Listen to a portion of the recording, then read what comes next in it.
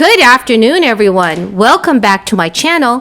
Here's your daily news report and fourth stimulus check update. Several U.S. states are now launching emergency rental assistance programs. Some of you may be eligible to receive an extra stimulus check. Thank you so much for being here today, everyone. This Friday evening, I will be giving away another $75 Amazon gift card. To enter the giveaway, all you have to do is subscribe to my channel, like this video, and also leave a comment below. Thank you so much, everyone. The city of Chicago is devoting millions of dollars to help residents struggling to pay for rent during this crisis. This week, the city announced its plan to use $80 million in federal relief funds to pay for a program in which landlords can also apply for relief on behalf of its tenants. On Monday, Chicago Mayor Lori Lightfoot opened applications for the federally funded Emergency Rental Assistance Program. It's the third round of rental assistance offered by the city. The first round in March of 2020 saw around 83,000 applications, but with only $2 million available, it could only help 2,000 households. A second round saw $24 million go up to 10,000 households. Mayor Lori Lightfoot believes this third round of $80 million in funding will help prevent an unprecedented number of evictions now that Governor Pritzker is phasing out the moratorium by August. Mayor Lightfoot stated, "A crisis this unprecedented with impacts this far-reaching requires a response that is equally, if not more unprecedented and bold and far-reaching." Mayor Lightfoot says she hopes this latest rental assistance program blunts what she fears will be an eviction and housing crisis coming down the pike. The city commissioner of housing said, "Tenants and landlords can receive up to 15 months of assistance, 12 months of back rent, and up to 3 months going forward. And some residents may also be eligible for utility payment assistance." New York Governor Cuomo just announced that New York's rent relief program will begin accepting applications on June 1st. The rental assistance program, approved as part of the state budget and covered by $2.7 billion in federal funds, will assist households behind on their rent and that have experienced financial hardship, that are at risk of homelessness or housing instability, and that earn at or below 80% of an area median income. Once approved, eligible households will receive up to 12 months of past-due rent. Those eligible could also receive up to 3 months of additional rental assistance if the household spends 30% or more of its gross income on rent. The program also will provide up to 12 months of utility arrears for eligible applicants. Governor Cuomo said, "The state is also gearing up to distribute $800 million to small businesses impacted by the crisis starting this June. Eligible small businesses can apply for grants between $5,000 and $50,000. The money can be used for operating expenses, including payroll, rent or mortgage payments, taxes, utilities, personal protective equipment, or other business expenses incurred during the crisis. More than 330,000 businesses are potentially eligible. And according to Governor Cuomo, the rent relief program will prioritize the unemployed, those with income at or below 50% of an area median income, and other vulnerable populations during the first 30 days.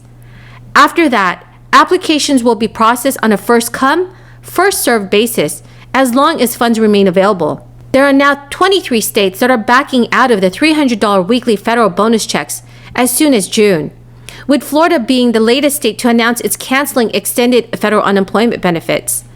That'll cut off more than 3.6 million people from getting payments. The extra $300 payment per week and the benefit extensions to September 6, along with the allocation of pandemic unemployment assistance to the self-employed, are part of the American Rescue Plan, which was passed in March.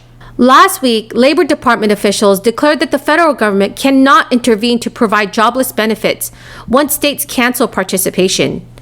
Also, the White House is unable to force state governors to pay out the extra federal benefits. So, what does that mean for those who are unemployed? Well, some of the states, including Arizona, Montana, New Hampshire, and Oklahoma, will offer financial incentives for individuals to find work instead. Other states that are not ceasing their participation in federal programs will reimpose stricter rules, many of which were suspended during the crisis, for those collecting unemployment.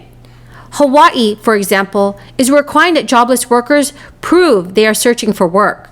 The March extension of unemployment benefits are also applied to the Pandemic Unemployment Assistance, or PUA, which is aid for workers who aren't normally eligible for unemployment insurance. It covers freelancers, gig workers, independent contractors, and part-time workers. The states that are cutting off the enhanced benefits are also stopping PUA, as well as terminating the Pandemic Emergency Unemployment Compensation Program. In a letter to the Department of Labor, Senator Bernie Sanders appealed to the federal government to continue providing pandemic unemployment assistance to workers. But unfortunately, this week, Labor Department officials reported that their hands were tied and could not counter decisions by state governors to stop their participation in the national unemployment programs. Biden won't talk about it. Where's Joe Biden? He will not talk about inflation, even though he's proposed $7.1 trillion in spending. Historically, government spending has always caused inflation, excessive government spending. So today we have a contest that you guys all get to participate in.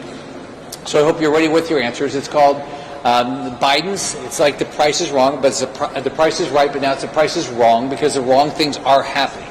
So first off, what do you all think as far as how much in the last 12 months, and these are products that everybody impacts everybody, right? Milk, bread, and gas. How much as a percentage, how much is milk up in 12 months? 50%. 50%. Anybody else? Okay. 30%. 30%. So milk is up 5.5%. Okay. Now, first off, people think, oh yeah, but people think about it. Now, 5.5% is not a lot, but I can tell you already, over 80% of Americans are saying they have to tighten their belts, and 80% of Americans are concerned about the price of milk and bread and diapers and gas and things like that. All right, let's see if we do better with bread. How much is bread up as a percentage? 5%. All right, it's up 7.4% just in 12 months, right? And how about gas? Now, everybody has to buy gas. How much is that up? 51%. How many of you filled up your car lately? 51% increase. Now, if you take a family like mine growing up, I grew up in a very poor family.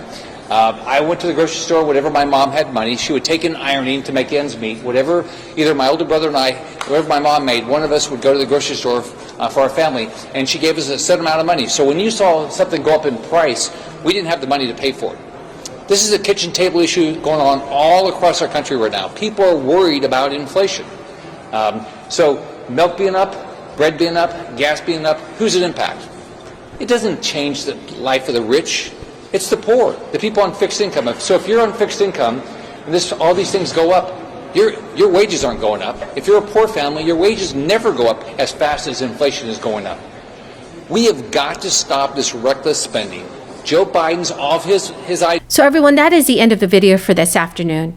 I hope you found this video helpful. This Friday evening, I will be giving away more $75 Amazon gift cards. To enter the giveaway, all you have to do is subscribe to my channel, like and share this video, and also leave a comment below. Thank you so much, everyone, and have a very, very blessed day.